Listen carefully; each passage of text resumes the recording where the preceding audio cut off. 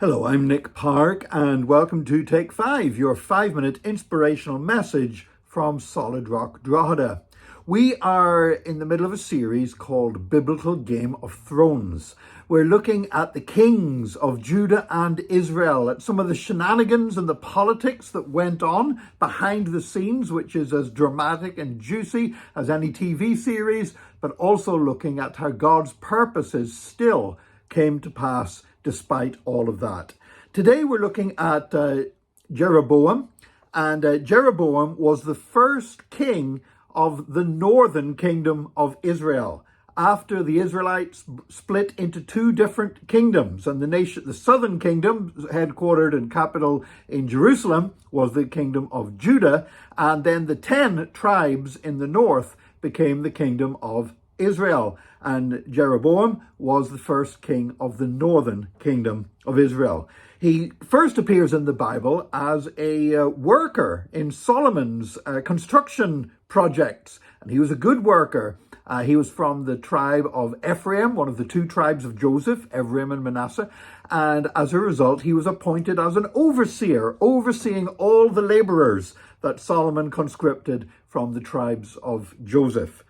And one day, the prophet Ahijah gave him a prophecy.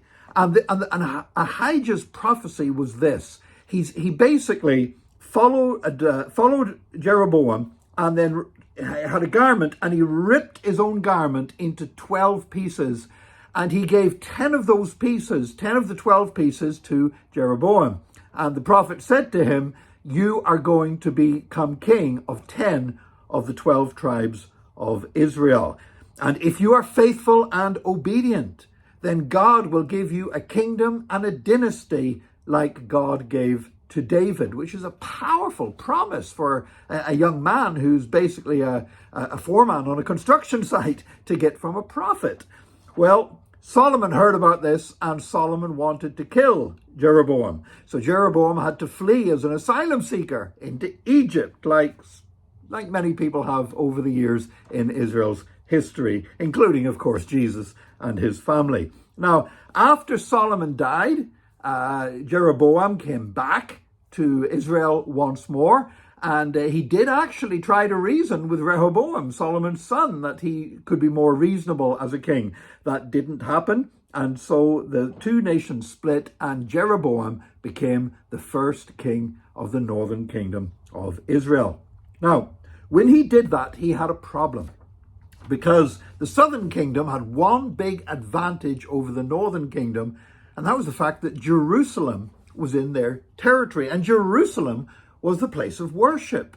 Jerusalem was where the temple was. Jerusalem was where the people went to offer their sacrifices according to the law, the Passover and all the other big festivals. And obviously for Jeroboam, this was a huge problem, because if all his people were basically going several times a year for their religious worship at the temple, which was based in the capital of the southern kingdom, his northern kingdom was always going to seem second best.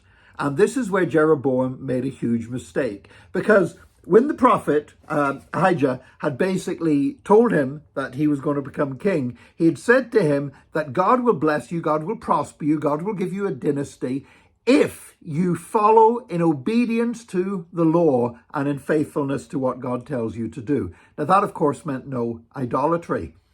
But Jeroboam looked at the situation. He knew what was the right thing to do spiritually, but politically, the smart money was on creating alternative centers of worship in the northern kingdom, so the people would go there for their festivals instead of Jerusalem. And so Jeroboam set up golden calves in Dan and Bethel. And these golden calves became the center of worship for the northern kingdom. Now, when you think about it, golden calves was simply repeating the idolatry that Aaron had committed when the Ten Commandments were given in the wilderness, which was a nonsense. So although this might have made sense politically, spiritually, this made no sense whatsoever.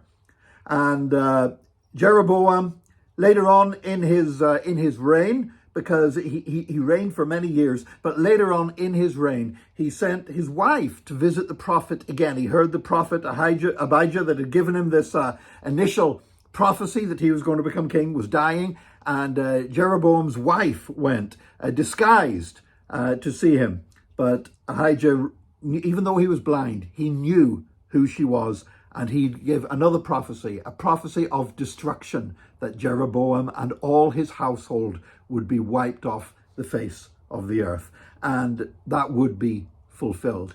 So Jeroboam, he stands for somebody who knew what was the right thing to do spiritually, but instead he acted for political gain. What does it profit a man if he gain the whole world but lose his soul, said Jesus. And the same is true in the Old Testament as well. And that is the story of Jeroboam, the first king of the northern kingdom of Israel. Join us again next time for another Take 5, your 5-minute inspirational message from Solid Rock Drogheda.